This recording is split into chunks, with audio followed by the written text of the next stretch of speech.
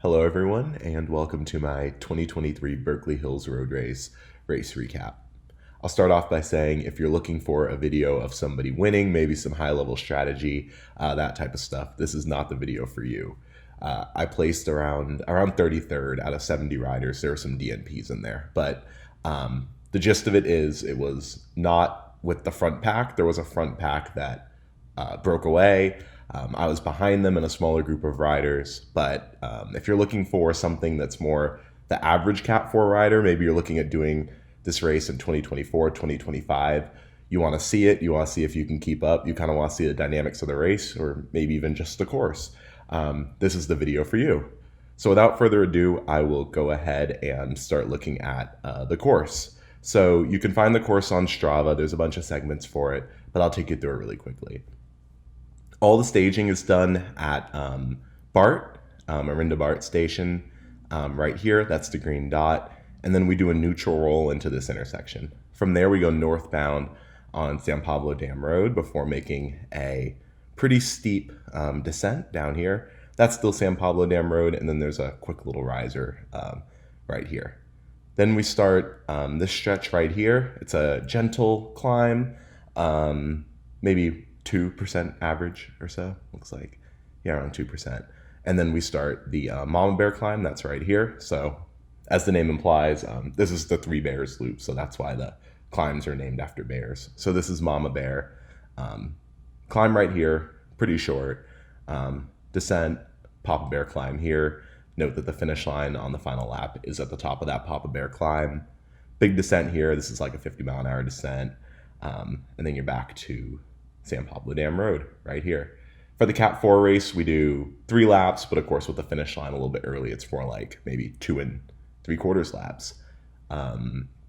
So next I will take you through some race data from this race. Of course, don't spend too much time getting caught up in the numbers, or as they say, don't get lost in the sauce. This is super dependent on the day, so maybe next year it's faster, maybe not. We averaged nearly 21 miles per hour.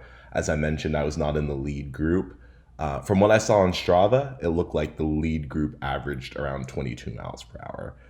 And then just looking at the breakdown by time, the climbs were pretty short. So you're going to see, pretty high, maybe 4-minute power. You can kind of imagine where the 4-minute would exist between these two.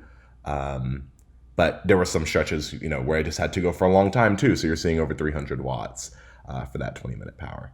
283 normalized and 55, I think, miles total. Yeah, 55 miles total. 4,700 feet of climbing, if I recall correctly.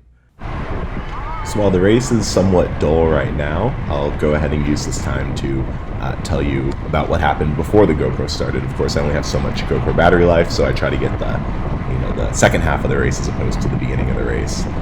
So before this, I'd actually been dropped previously. I got dropped on the first Mama Bear, but was able to chase back on. I formed a group with some other riders, and we were able to get a little bit of a pace line going on San Pablo Dam Road, and we actually caught back up to the rest of the group.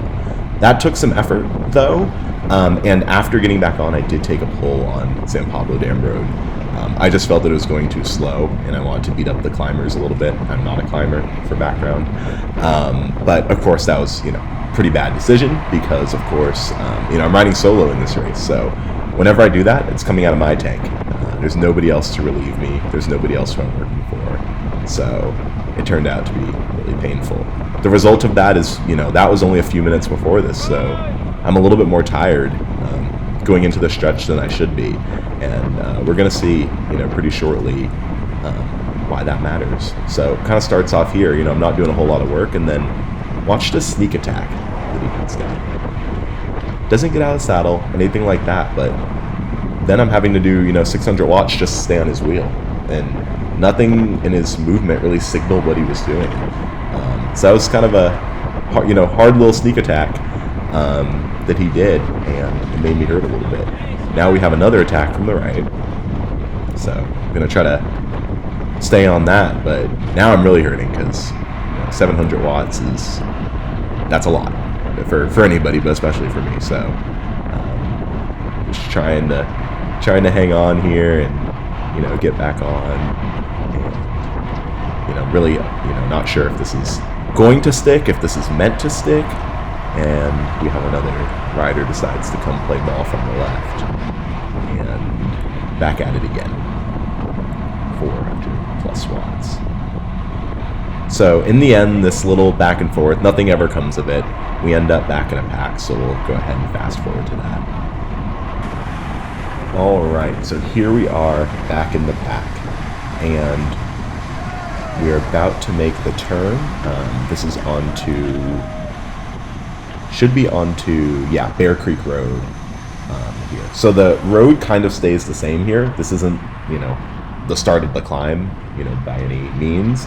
But this is where you want to be thinking about moving up if you are a slow climber, as I am. But it's very tricky here. As you see, we have a big field and there's still a lot of people behind me who you can't see, but it's a narrow road and centerline is enforced. So it's not super easy to just, go ahead and move up. But I think that the reason why you want to move up is because you can slip wheels throughout the climb and not get dropped at the end of the climb. So I kind of knew that, but I'm just struggling to move up here. People are really trying to assert their position and stay where they are and not lose wheels. So this part's a little bit tricky for me, and because of that little sequence of attacks that happened before, I am a little bit more tired here as well than I should be.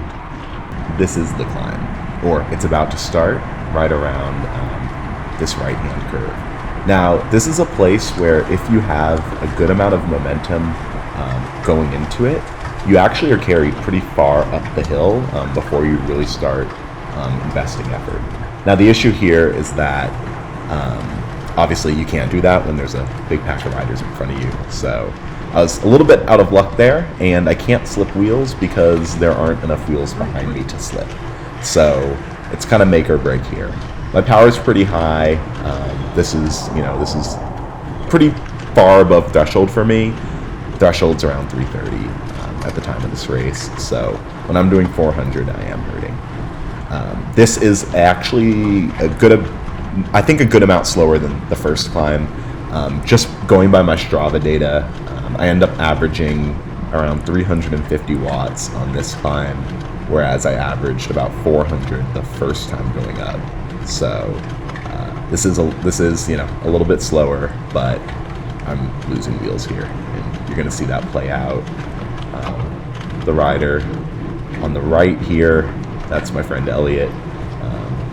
He's going to pull away, and everybody else, and people are going to start overtaking me. At the very top of the hill, my view looks something like this. There are still riders behind me, but not a ton. Pretty much everybody is gone. Hard to see, but the group is really strung out up there. It looks to be about single file. We have a few kind of dangling off the back there, but this guy, he just really tries to get back on, but I'm just completely in recharge mode. I mean, I can't even really put down 300 watts here. My heart rate's at 182, so that's kind of tap out territory for me. And I'm really struggling. If the audio was higher, you could probably hear me huffing and puffing, but we're going to go ahead and leave that out of it. This is pretty painful, and we are not going to see these riders up ahead again. So after spending a few minutes solo and being kind of lonely, this group comes along. So it's going to be, I think, 6 riders or so. They overtake me here, and we start chatting a little bit.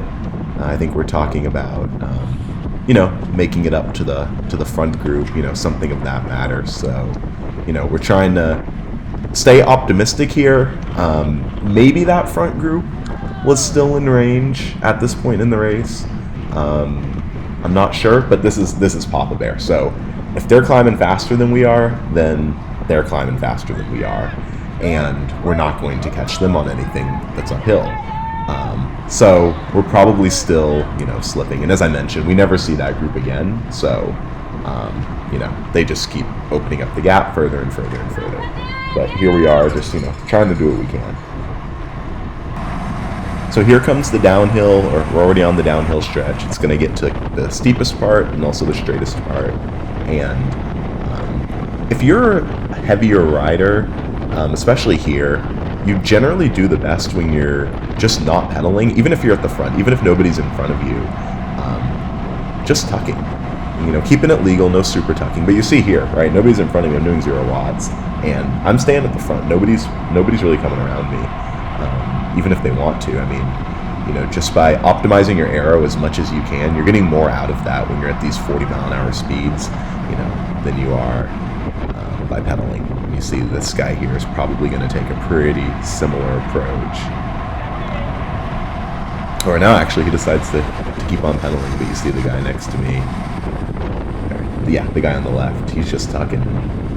Kind of does a slingshot there with the draft, but that's what you want to be doing. You want to be tucking on this part, and most ideally, you want to be behind somebody else. The road is reasonably good here. Some bumps right there. You just want to be aware of those, but you can just send, straight through them. It is fast, so, just trying to stay safe here, but it's a fun descent. It's pretty nice. So now we're back on San Pablo Dam Road. Our hopes of, catching that first group are diminishing. We're not going to do it. But we do get a nice little pace line going. This took a little bit of, effort. And, it's Cat 4, so, it's not Cat 5, but we're still learning, right? We're not pros. So it took a little bit of, a little bit of chatting and, a little bit of explaining to get everybody to, do what they were supposed to do. But everybody was super cool about it. And we get a little bit of a pace line going. So, that was super cool. And, we probably picked up a little bit of speed just because of it. It was a little bit harder, because San Pablo Dam Road does have some risers in it, so that would kind of make it fall apart. But, it was just great because at this point it's a learning experience more than anything, and, we were just having a good time and riding some bikes. So this is the final stretch of the race. The finish line is just a little bit off in the distance. The rest of that little group I've been riding with does pull away from me here. I'm just completely out of gas. There's nothing I can really do. So I just try to, put a little bit more effort in just to get over the finish line. I think this guy who I pass here is not in my race. He's in a different race. But, still trying to just put a little bit of effort in. But, it turned out to be a pretty good experience. Definitely learned a lot, gained some fitness, and just, we had a great time. The Berkeley Hills Road Race is a lot of fun. It's super social. The location's great, and I'd really recommend doing it if you're on the fence because, even if you're not on the podium, you can still have a great time.